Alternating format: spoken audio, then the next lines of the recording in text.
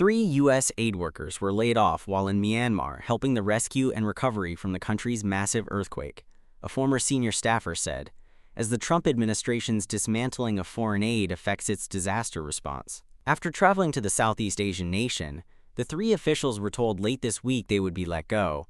Marcia Wong, a former official at the U.S. Agency for International Development, told Reuters, "This team is working incredibly hard, focused on getting humanitarian aid to those in need. To get news of your imminent termination, how can that not be demoralizing?" said Wong, former deputy administrator of USAID's Bureau for Humanitarian Assistance, which oversees Washington's disease response efforts overseas. President Donald Trump's government has pledged at least $9 million to Myanmar after the magnitude 7.7 quake, which has killed more than 3,300. But his administration's massive cuts to USAID have hindered its ability to respond, while China, Russia, India, and other nations have rushed in assistance.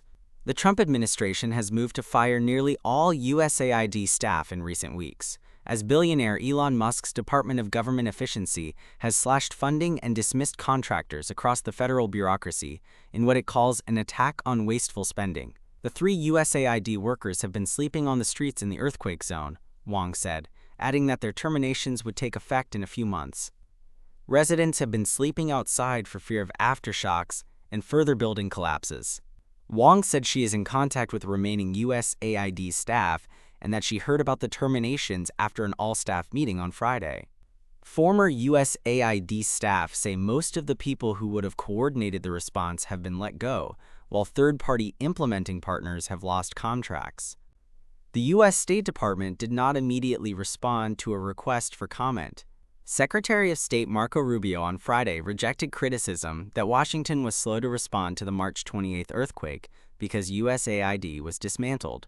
Rather, he told reporters in Brussels, Myanmar was not, quote, the easiest place to work, saying the military government does not like the United States and prevents it from operating in the country as it wants to. The United Nations has said the junta was limiting humanitarian aid. Rubio said the U.S. would no longer be the world's top humanitarian donor, calling on other wealthy nations to assist Myanmar.